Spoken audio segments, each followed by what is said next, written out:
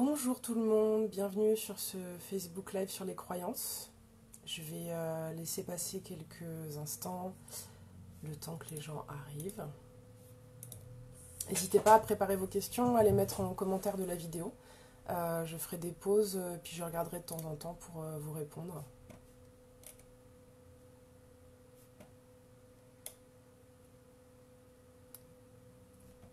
Bonjour les gens qui arrivent. Bienvenue.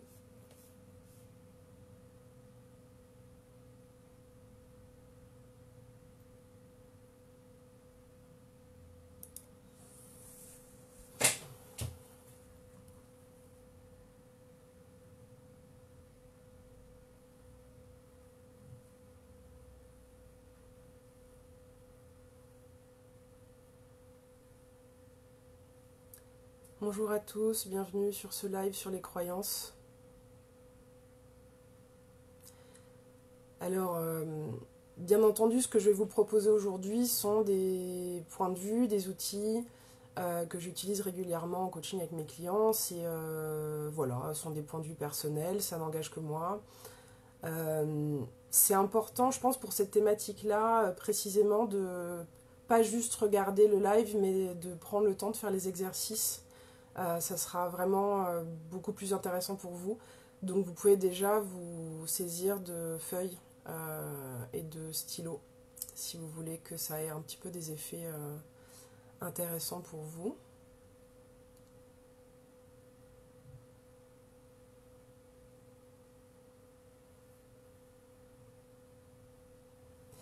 Alors, je vous propose de commencer par une définition des croyances. Donc là, on se situe vraiment d'un point de vue du développement personnel, hein. On ne se situe pas du tout du point de vue religieux ou quoi que ce soit.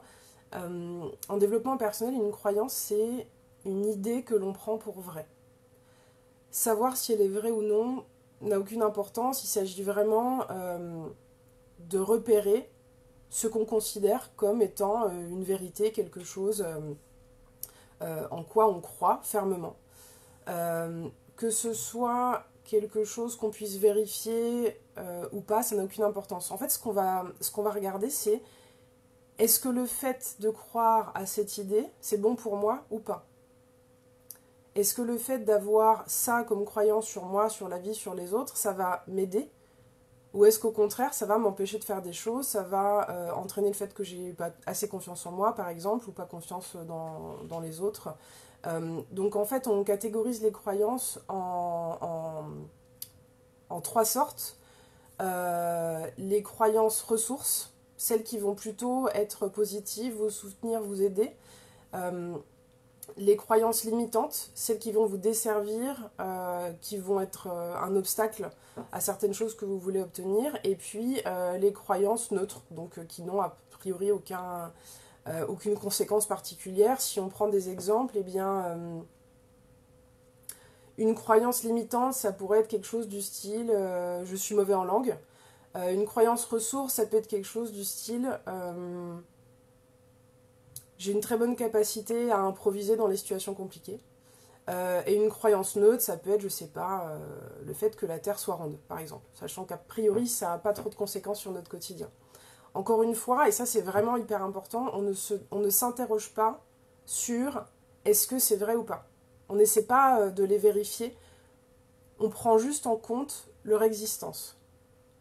Pourquoi c'est important en développement personnel d'avoir conscience de ces croyances? En fait, ce qui est vraiment chiant, c'est que les croyances limitantes, ça va avoir des conséquences extrêmement concrètes. Par exemple, si je suis convaincue, pour une raison X ou Y, que le fait d'être une femme métisse va entraîner l'impossibilité pour moi, je sais pas, d'obtenir un poste à haute responsabilité dans une boîte, la conséquence concrète, ça peut être que je vais même pas postuler à une offre d'emploi. Voilà pourquoi on s'occupe des croyances en développement personnel. Là, je vous donne un exemple assez concret, assez facile et vérifiable. Ça peut être beaucoup plus tordu et beaucoup plus pernicieux. Si jamais j'ai la croyance que les hommes sont pas dignes de confiance et que ce sont tous des connards, en gros, il est évident que il y a des chances que ça entraîne du sabotage dans le début d'une relation amoureuse, par exemple. Ce genre, donc les croyances, si vous voulez, les croyances limitantes, on peut les avoir acquises pour plein de raisons. On peut nous les avoir données. Ça peut être un héritage familial, culturel, des amis qui nous ont dit des choses. En fait, c'est des choses qu'on a entendues ou qu'on a vues et qu'on prend pour vraies. On les a pas choisies consciemment, mais il y a un moment donné où on a accepté une idée comme quelque chose de réel, quoi, de tangible, de vrai, et on l'a validé comme ça. Donc, à partir du moment où on a envie de travailler sur ces croyances, on peut le faire d'un point de vue assez global. La première chose, c'est de les lister. C'est-à-dire de vraiment prendre le temps d'aller observer dans son système de croyances, qu'est-ce que j'ai comme croyances limitantes sur moi, sur la vie, sur le monde. L'idée, c'est de les lister. Si vous voulez, la première conséquence dans le fait de les lister, ça va être de prendre conscience qu'elles existent, et à partir du moment où on sait qu'on a ça comme croyance limitante, de fait, ça aura tout de suite beaucoup moins de pouvoir sur nous. Parce qu'on en est conscient. C'est plus un truc qui œuvre un peu dans l'inconscient comme ça, c'est quelque chose qu'on aura mis à jour. Donc, ah bah ok, je constate que j'ai cette croyance limitante sur moi, sur la vie, sur les autres. C'est déjà une première étape. La deuxième étape qu'on peut utiliser comme exercice concret pour les croyances limitantes, une fois qu'on les a listées, donc l'idée c'est vraiment de les écrire à la main. Donc là, les gens qui me suivent depuis un certain moment, ou les clients savent très bien que je passe beaucoup de temps à dire aux gens de brûler des feuilles, d'écrire des choses et de brûler des feuilles. En fait, concrètement, c'est un exercice symbolique, c'est-à-dire qu'en écrivant les phrases correspondant aux croyances limitantes sur une feuille, puis en brûlant la feuille, on fait une demande, si vous voulez, directe à l'inconscient, on lui demande de bien vouloir laisser tomber cette idée, de s'en débarrasser. Ça peut peut-être vous sembler trop simple comme solution, mais en fait, je vous promets, c'est vraiment quelque chose qui fonctionne. Je l'ai testé tellement de fois, maintenant je compte plus, mais c'est vraiment quelque chose qui marche. Donc ce que vous pouvez faire aujourd'hui, c'est peut-être avoir deux supports, un support sur lequel vous prenez des notes, des idées qui vous semblent intéressantes et que vous souhaitez conserver, et une autre feuille, une seconde feuille qui sera destinée à être brûlée. Plus tard, évidemment, faites attention, faites ça en sécurité, mais je vous promets, c'est quelque chose qui fonctionne. Si jamais le fait de écrire les croyances et brûler la feuille, ça suffit pas, ce qui peut être intéressant, c'est de se poser une série de questions. La première question, ce serait, qu'est-ce que j'aurais à gagner à garder cette croyance ? Finalement, cette croyance limitante sur moi-même, sur le monde, sur la vie, en quoi ça a un intérêt pour moi?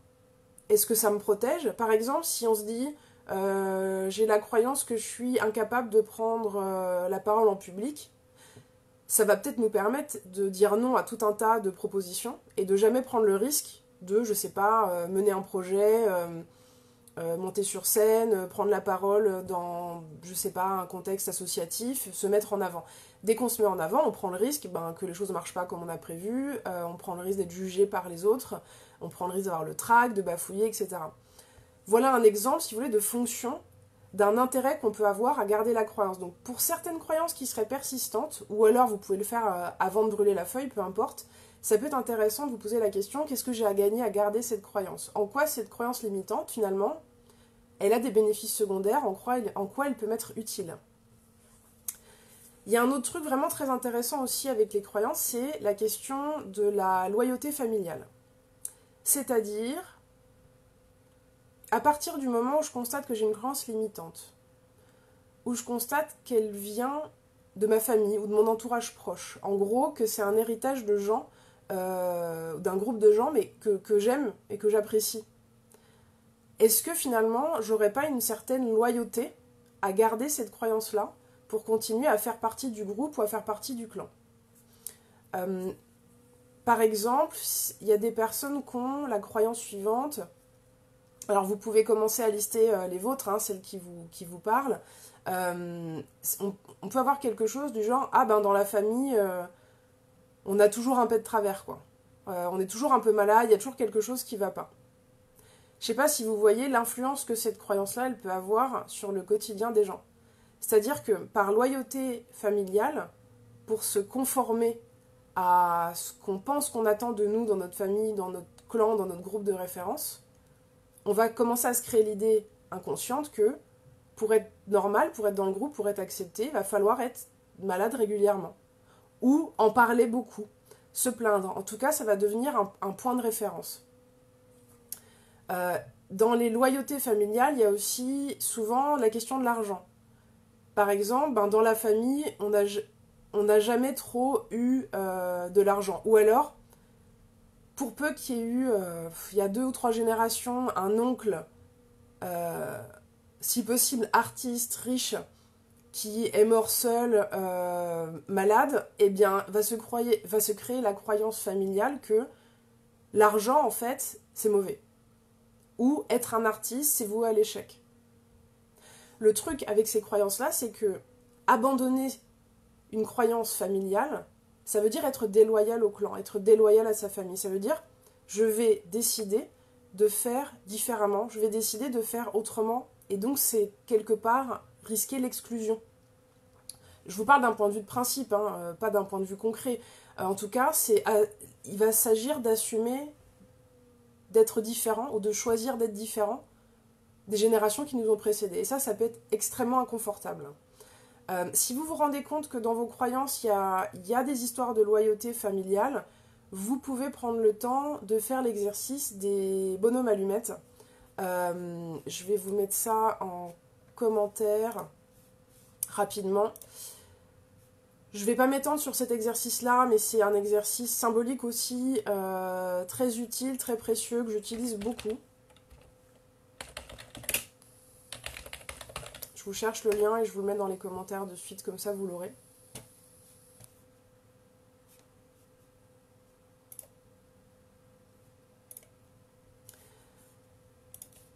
Voilà déjà ce que je peux vous dire sur la définition des croyances. Donc évidemment, on s'intéresse principalement aux croyances limitantes aujourd'hui, puisqu'on est dans le cadre de notions de développement personnel. Après, il y a aussi évidemment des croyances ressources, c'est-à-dire des idées qu'on a sur nous, sur le monde, sur les gens, qui finalement sont des idées positives, inspirantes, qui vont nous soutenir et qui vont nous aider. Mais ça peut être des petites idées à la con qu'on se crée par superstition ou par jeu et qui restent. Par exemple, moi j'en ai une sur le voyage. Je crois que si j'emmène une trousse à médicaments très complète, je n'aurai pas à m'en servir. Alors, c'est peut-être absurde, mais moi ça me fait du bien. Donc n'hésitez pas aussi, quand vous prenez le temps comme ça de travailler sur vos croyances, de regarder du bon côté, c'est-à-dire de regarder les croyances ressources que vous avez, qui vous sont utiles. Prenez le temps de les partager si vous en avez envie, de les cultiver, de les renforcer. En les répétant, par exemple, ça peut être vraiment poser son intention et répéter une croyance ressource qu'on a. C'est vachement intéressant aussi, voilà, de prêter son attention, de porter son attention sur les croyances qui sont positives. Donc, je vous ai donné la définition. Je vous ai indiqué que l'idée, c'était de lister effectivement les croyances limitantes, de s'interroger peut-être en amont sur qu'est-ce que j'aurais à gagner à garder cette croyance, également qu'est-ce que j'aurais à perdre à l'abandonner, qu'est-ce que je perds si j'abandonne cette croyance. C'est toujours dans le même objectif, mais ça peut vous aider d'avoir différentes questions. Je vous les mettrai aussi en commentaire du live quand il sera terminé. Qu'est-ce qui m'empêche de passer à autre chose? Qu'est-ce qui m'empêche de passer à un autre fonctionnement? Voilà, qu'est-ce qui me retiendrait de choisir une autre manière de fonctionner?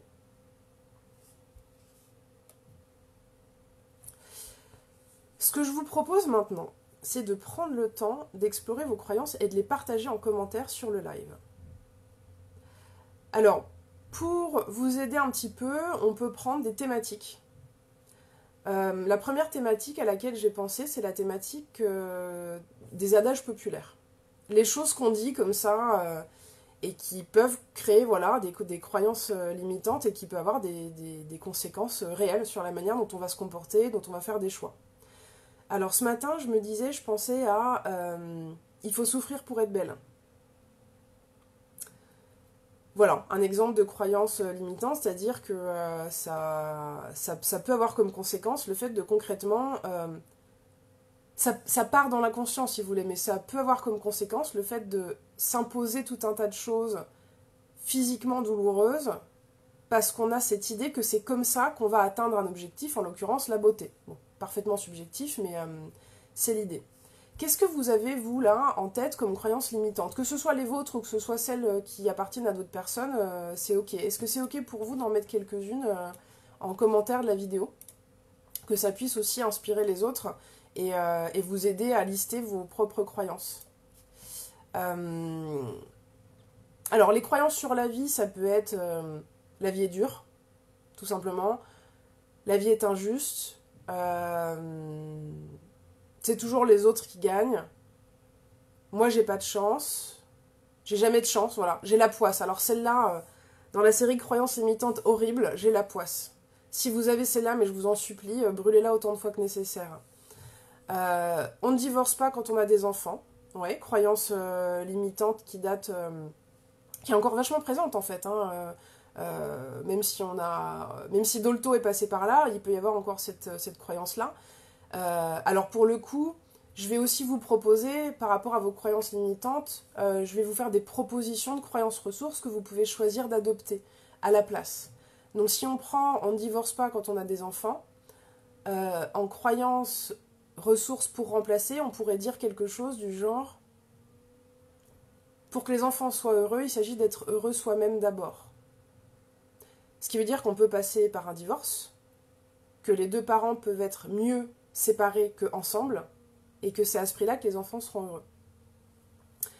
On me dit aussi, alors je sais pas si vous avez, on me dit aussi, je l'ai entendu plusieurs fois de mes clientes en institut, donc j'imagine qu'il s'agit d'un institut de beauté, il faut souffrir pour être belle.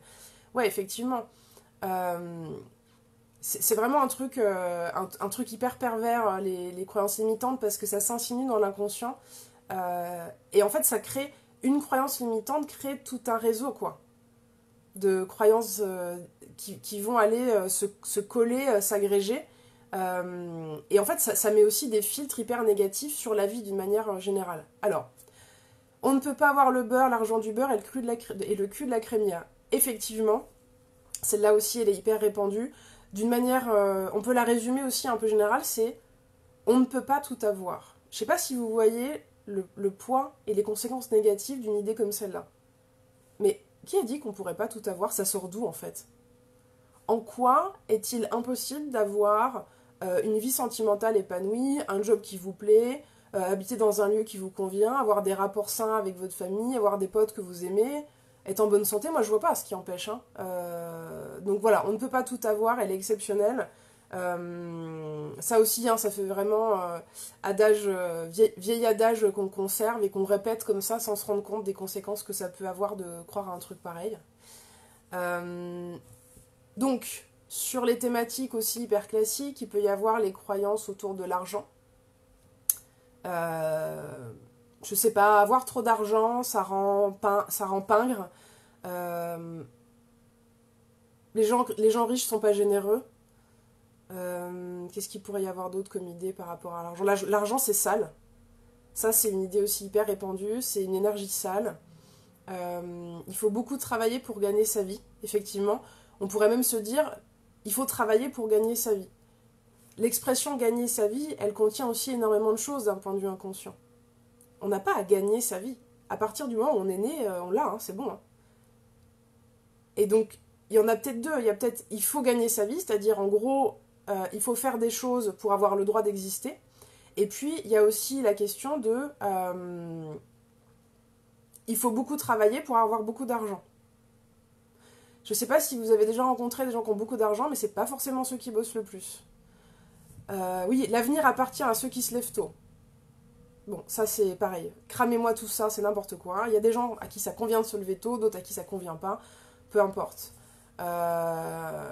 Je suis pas blonde. Effectivement, donc les expressions automatiques qui peuvent être les conséquences de blagues qui sont un petit peu rentrées dans l'imaginaire général. Les blondes sont stupides, ou les femmes qui sont belles peuvent pas être belles et intelligentes. Toutes ces croyances-là. Le travail est forcément pénible et aliénant, voire, si c'est pas amusant, le travail, on va pas gagner d'argent. Si je fais une activité professionnelle qui me plaît, qui m'épanouit, qui me fait marrer, c'est pas comme ça que je vais gagner ma vie. Donc là, on retombe aussi sur tous les trucs avec les métiers artistiques, par exemple. Donc si c'est trop facile, si c'est trop plaisant, ça va pas rapporter d'argent. Cramez-moi tout ça, c'est n'importe quoi. Alors, et je crois que j'en ai loupé. Arrête de te plaindre, tu as tout pour être heureux. Ouais, alors bon, pareil, on peut la séparer peut-être en deux parties. Est-ce que plaindre, est-ce que se plaindre c'est utile? Est-ce que c'est constructif? À partir de quel moment ça devient plus désagréable qu'agréable? Ok. Et d'autre part, t'as tout pour être heureux. Ça, c'est la croyance, si vous voulez, que quand on a tel appart, tel job, tel partenaire de vie, telle situation familiale, tel revenu, on est censé être heureux. C'est pas comme ça que ça marche. Ça, je peux vraiment vous le promettre, je peux vous le dire par rapport aux gens que j'accompagne. Chaque personne va avoir des besoins différents pour être épanouie et se sentir bien. Donc ça sert à rien de croire que avec X éléments, on va avoir le bonheur. Enfin, s'il y avait une équation comme celle-là, je pense qu'on serait au courant. Et je pense que la personne qui l'aurait trouvée, pour le coup, serait le maître du monde actuellement. Soyons clairs. Donc dans les thématiques, le travail, la vie c'est dur, l'argent c'est sale. Il y a aussi toutes les thématiques hommes-femmes. Donc j'en ai un tout petit peu parlé. Alors ça, quand j'ai eu l'occasion d'en parler en conférence, il y a des trucs qui sont sortis que j'ai trouvé énormes.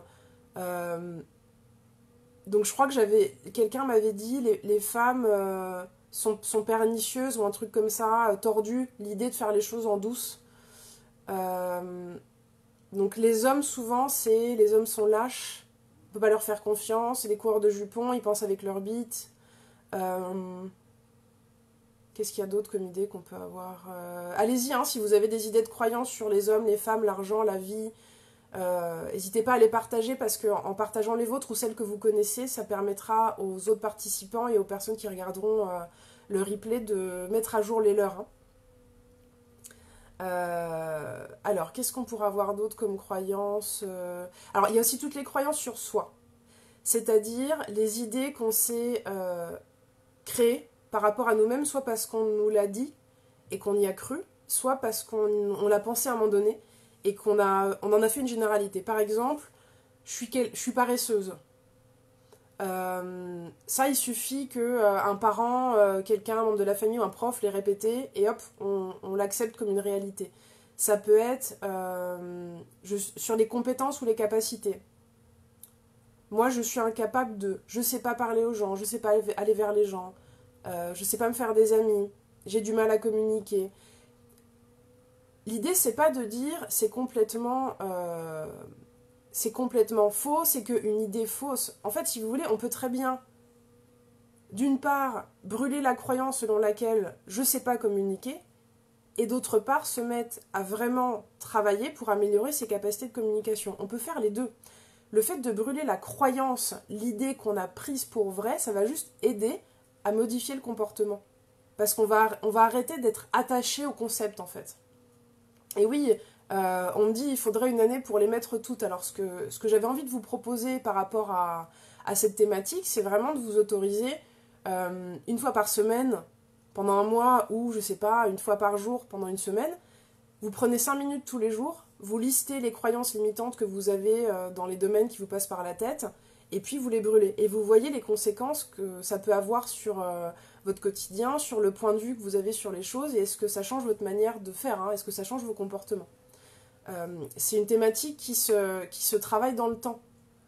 Il y a peu de chances qu'en une seule occurrence, vous ayez réglé tous les problèmes liés à vos croyances limitantes, soyons honnêtes. C'est quelque chose qui demande un petit peu de persévérance, ou en tout cas une méthode dans le fait de répéter l'action. Je suis dilettante, ok. Qu'est-ce qu'on peut avoir d'autre comme croyance un peu naze? Je suis nulle en... Ah, je suis nulle en... Ou je suis nulle tout court d'ailleurs, mais... Je suis nulle en sport. Je suis nulle en anglais. Je suis nulle dans les relations amoureuses. Je sais pas faire la cuisine. Je sais pas m'organiser. Je sais pas gérer mon temps. Encore une fois, peut-être que c'est un peu vrai et que vous avez besoin ou envie de travailler dessus, mais commencez par vous détacher de l'idée, de la croyance elle-même. Est-ce que vous avez d'autres croyances qui vous viennent? Qu'est-ce que j'aurais d'autre comme exemple que je rencontre beaucoup? Alors, j'avais posté en lien tout à l'heure le top 20 des croyances limitantes. On va aller regarder ce que ça dit.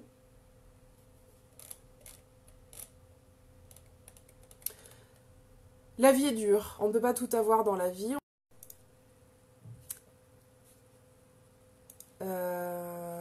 Qu'est-ce qu'on a d'autre? Il faut trimer pour réussir. Tu chantes faux. Ouais, je chante faux, ça peut être une croyance qu'on vous a filée. Alors, il y a un truc hyper important aussi, j'ai oublié de le mentionner, mais quand vous écrivez vos croyances, pour les travailler, les mettre à distance et brûler la feuille, écrivez bien à la première personne. Parce que c'est important que votre inconscient comprenne que vous parlez de vous-même et pas de quelqu'un d'autre. Donc on n'est pas que sur des idées générales. Alors quand c'est des idées générales qui concernent l'extérieur, la vie, le monde, il n'y a aucun problème. Quand ça vous concerne vous, mettez bien je. Donc tu chantes faux, ce serait je chante faux. Tu vas finir comme ta mère. Bon, mon Dieu, quelle horreur. Je sais pas ce que ça veut dire parce que je sais pas comment ta mère a fini, mais ça en croyance, ça peut, si on reformule, ça peut être je suis comme ma mère. Soyons honnêtes, c'est forcément un peu vrai puisque par définition, on est comme nos parents, c'est-à-dire on a appris la vie en héritant, en imitant nos parents, que ce soit notre père ou notre mère. Il y a des choses qu'on aura prises d'eux. Ensuite, on va ajouter des choses, on va travailler des choses pour apprendre à faire différemment de ce qu'on fait déjà. Donc, ok, t'es peut-être un petit peu comme ta mère, mais ça n'empêche pas de brûler la croyance de je suis comme ma mère ou je vais finir comme ma mère. Ah oui, il y a aussi je suis trop vieux ou je suis trop vieille pour. Je suis trop vieux pour apprendre, je sais pas moi, danser le tango, je suis trop vieille pour porter telle ou telle fringue, je suis pas digne d'amour, je suis pas digne d'être aimée. Ça, là, on commence à taper dans les croyances un petit peu dures.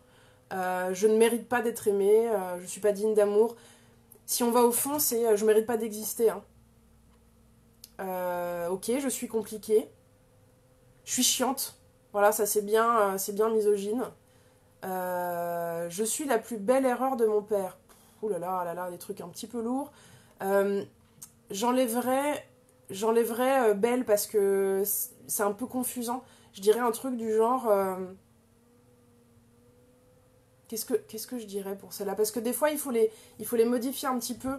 L'idée, c'est vraiment de tomber sur une phrase la plus simple possible, avec les termes les plus simples possibles, qui soient vraiment compréhensibles par un enfant. Hein, parce que l'inconscient, il a un petit peu un niveau de langage assez bas. Euh,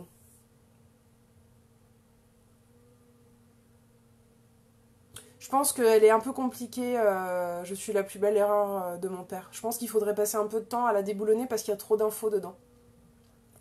Je suis trop sensible. Ouais, alors ça, c'est un très grand classique. Ça veut rien dire en fait. Je suis trop sensible, ça veut dire quoi? Pardon, j'ai le droit d'avoir des émotions, quel est le problème? J'apprends à les accueillir et à les exprimer de manière adaptée. N'empêche, trop sensible.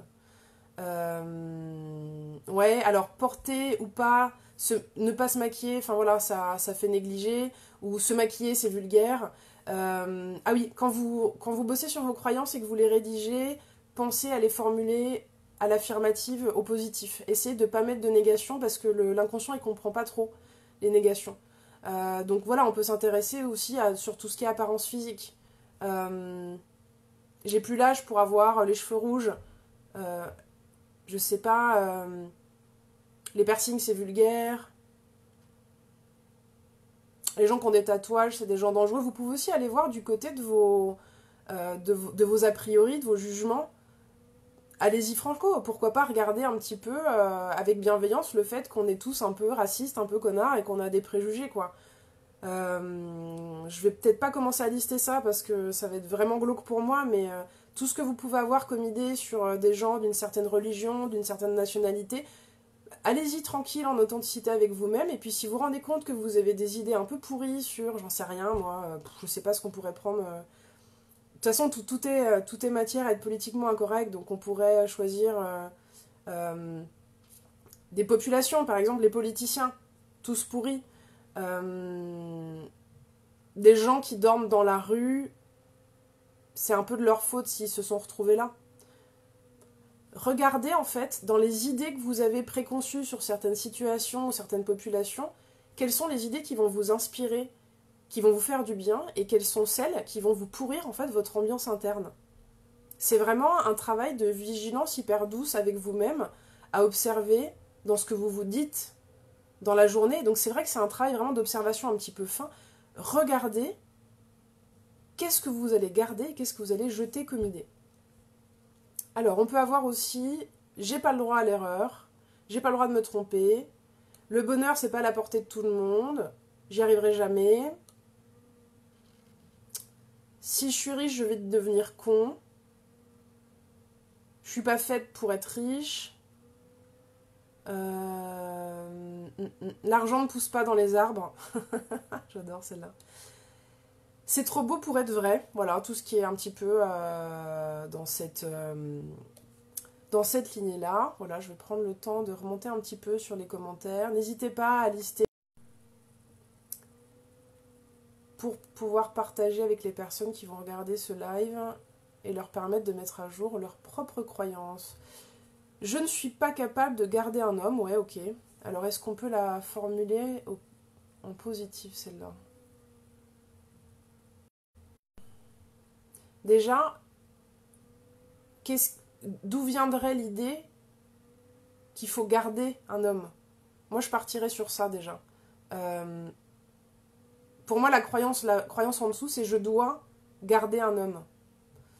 On construit une relation. On n'a pas à garder l'autre. L'autre, c'est pas un enfant ou un chien, quoi. Alors... Qu'est-ce qu'il y aurait d'autre comme croyance ? Ah, il y a aussi tout ce qui est j'arriverai jamais à avoir mon permis, j'arriverai jamais à avoir tel ou tel examen, je serai jamais capable de. Essayez plutôt de les formuler au présent, dans la mesure du possible. Il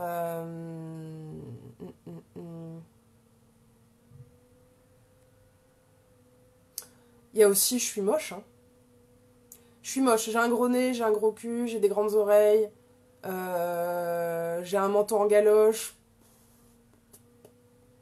j'ai trop de ventre, j'ai des hanches, voilà, aussi tous les trucs sur le physique, j'ai des pieds trop grands, je sais pas qu'est-ce qu'ils se disent les gens.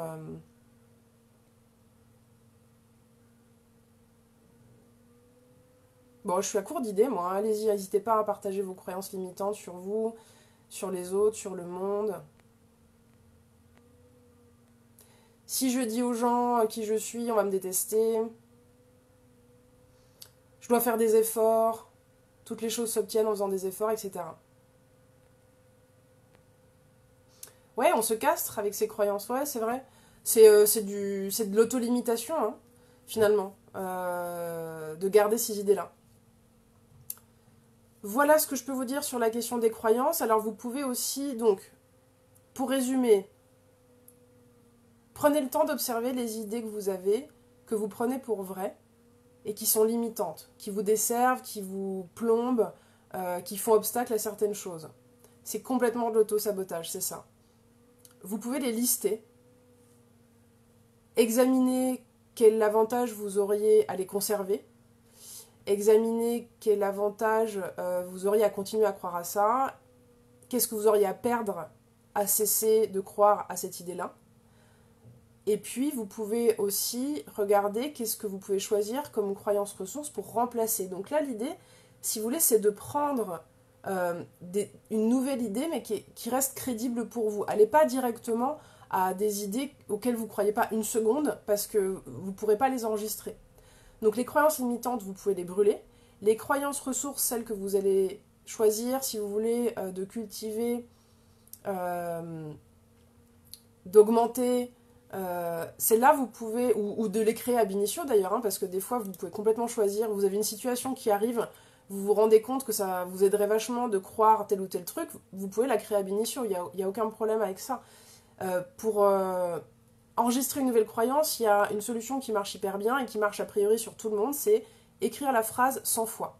Alors, s'il vous plaît, si vous faites ça, faites gaffe à la phrase que vous écrivez. Assurez-vous qu'elle est simple, formulée à la première personne, qu'elle est formulée au positif, et surtout qu'il n'y a pas de trucs planqués dedans en termes de signification cachée.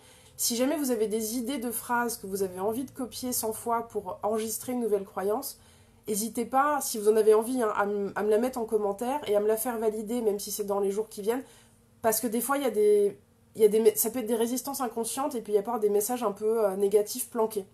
Donc vraiment, n'hésitez pas à me la faire valider. Alors je vais regarder, je vais reprendre vos commentaires précédents, et je vais voir si je peux trouver des croyances, des nouvelles croyances pour contrebalancer les idées. Alors je reprends depuis le début.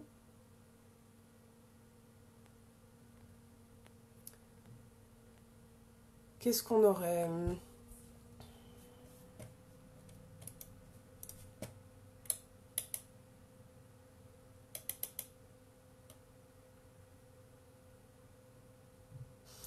Je vous propose des idées, vous voyez s'il y en a qui vous parlent. La vie est simple.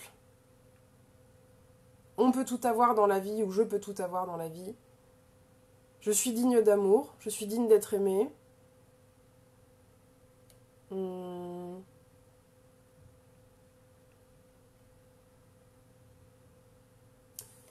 C'est ok de se tromper, j'ai le droit de faire des erreurs. L'argent rend libre. Qu'est-ce qu'on peut trouver d'autre comme idée?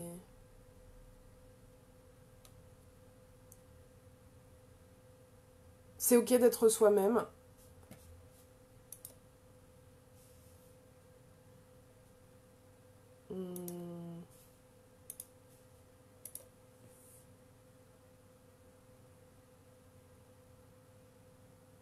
J'ai les ressources nécessaires pour réussir, j'ai les ressources nécessaires pour trouver des solutions.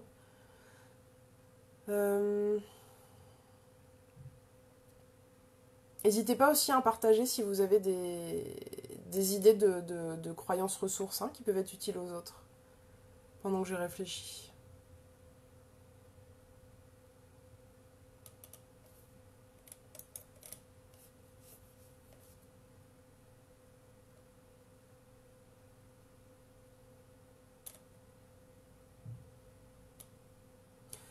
J'ai le temps, j'aime prendre du temps, j'aime prendre soin de moi, je sais prendre soin de moi, je suis en bonne santé.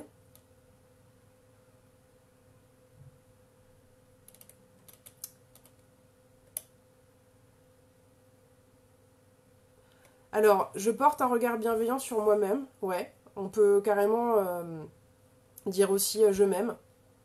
Voilà. C'est ok d'être vulnérable. C'est ok d'avoir des émotions. Qu'est-ce qu'on pourrait avoir d'autre? On ne peut pas plaire à tout le monde. Bon, celle-là, elle est formulée en négatif, mais je pense qu'elle fonctionne quand même. Celle-là, elle est vachement intéressante. On ne peut pas plaire à tout le monde. Normalement, vous devriez... Enfin, je pense qu'elle fait l'unanimité. C'est-à-dire que, ça me semblerait fou d'exiger de soi-même d'être capable de plaire à toutes les personnes qu'on va rencontrer dans sa vie. Et celle-là, elle donne vraiment la liberté d'être authentique et d'accepter de pas forcément être apprécié par tout le monde tout le temps. J'ai le droit de vivre selon mes valeurs. C'est ok de penser à soi. J'ai le droit d'écouter mes besoins. Si je veux, je peux. Ouais, super.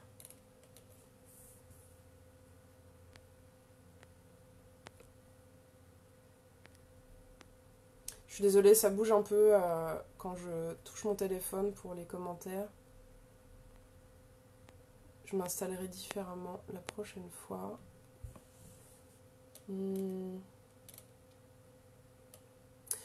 C'est ok de réussir facilement. Je laisse de côté les détails inutiles. Les choses peuvent se passer simplement et agréablement. Est-ce que vous avez des croyances ressources sur vous-même que vous avez envie de partager? Ça peut être intéressant. C'est vrai que moi j'ai quand même beaucoup plus l'habitude de me concentrer sur les croyances limitantes quand je bosse avec des clients, donc c'est un peu plus difficile pour moi de penser à des croyances ressources, mais je peux vous parler des miennes pour le coup. Moi, je crois que j'ai une bonne capacité d'improvisation, donc peu importe ce qui arrive, je trouverai une solution. Je sais m'organiser. Je suis capable d'être patiente. Ah oui, toutes les croyances qui sont liées à une question de qualité, de capacité, de compétence. C'est pas forcément quelque chose. Une qualité pour moi, c'est pas quelque chose qu'on fait constamment. C'est pas parce que je sais que je suis capable d'être patiente que je vais croire que je suis capable d'être patiente tout le temps. Des fois je le suis, des fois je le suis pas. Mais en tout cas, je sais que j'en ai la capacité. Donc n'hésitez pas à aller voir aussi du côté de ce dont vous savez être capable, même si ça marche pas à tous les coups. Qu'est-ce que vous auriez d'autre comme croyance, ressources sur vous-même ou sur la vie, sur les gens? Moi, je pense que j'ai une bonne étoile. Je pense que je suis protégée. Je sais pas d'où ça me vient, mais en tout cas, c'est carrément utile.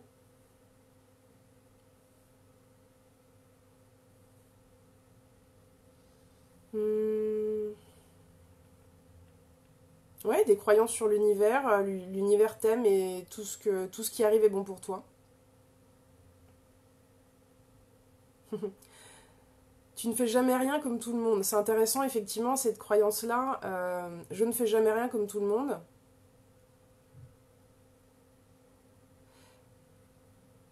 Elle est intéressante parce qu'elle donne le droit de faire les choses différemment.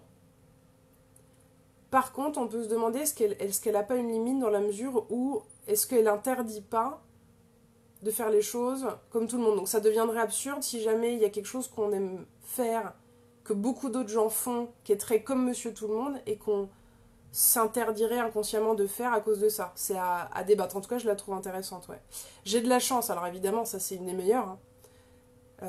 Le fait de croire dur comme fer que vous êtes quelqu'un de chanceux, ça change la vie. Ça fait penser un petit peu à, pour ceux et celles qui ont vu ou lu Harry Potter, quand ils créent la boisson Félix Félixis. Donc c'est une boisson qui est censée rendre extrêmement chanceux pendant quelques heures, je crois, la personne qui va l'absorber. Euh, Ça, c'est un truc, c'est un effet que vous pouvez créer. Hein. Si vous faites des lignes pendant plusieurs jours à dire j'ai de la chance, il y a un moment donné, je vous promets, ça va finir par rentrer dans votre tête que vous avez de la chance. Et vous pouvez après vous autoriser à observer ce que ça entraîne. Si vous voulez, peu importe de quel point de vue on regarde cette question des croyances, si on la regarde d'un point de vue, si vous voulez, vraiment terre à terre, scientifique, on peut se dire, allons-y dans les neurosciences, le fait de me mettre à croire que j'ai de la chance, ça va activer le filtre réticulaire activateur, je me rappelle même plus des termes exacts du truc, mais en tout cas, ça va mettre un filtre qui fait que je vais regarder les événements de la vie dans la vie. Si vous êtes persuadé que vous avez pas de bol, vous allez passer votre temps à remarquer tous les événements qui vont continuer à vous prouver que vous avez pas de bol. Donc même si on se dit que les croyances n'ont pas de conséquences sur nos comportements, ça va forcément avoir des conséquences sur la manière. J'ai de la chance et j'ai pas de bol, vos journées elles vont pas être pareilles, même s'il se passe exactement les mêmes événements. Si vous avez j'ai pas de bol, vous allez ne retenir de votre journée que les trucs du genre ah ok j'ai encore loupé mon train ou le train est arrivé en retard, je suis passé à tel magasin, il était fermé. Voilà, vous allez retenir que ça. Si vous êtes persuadé que vous avez du bol, vous allez retenir que les événements intéressants. On vous a passé un coup de fil pour vous indiquer une information qui en fait vous avez fait gagner 3 heures ce jour-là. Vous êtes sorti faire une course pile au moment où il s'est arrêté de pleuvoir. Enfin, peu importe. Peu importe la réalité, en fait, la question des croyances a une influence directe sur la manière dont on va l'apercevoir. Et en fait, il y a une grande partie de nos émotions agréables ou désagréables qui ne sont pas dictées du tout par ce qui se passe, mais qui sont dictées par la manière dont on regarde la vie. Donc ça peut vraiment changer la façon dont vous regardez les choses. Voilà, si vous avez des questions, je vais encore attendre une minute ou deux avant de clôturer ce live. N'hésitez pas, si vous avez des interrogations, là je vais rester encore un petit peu connectée. Dans tous les cas, comme je vous disais, je vais mettre en résumé du live de 3 éléments que je vous ai donnés aujourd'hui. En tout cas, listez vos croyances limitantes sur une feuille, en écrivant à la main, brûlez-les, et vous allez voir, ça va changer des choses en fait. Vraiment, concrètement, c'est un truc qui marche hyper bien, mes clients vous le diront. Est-ce que j'ai loupé des commentaires? Je ne crois pas.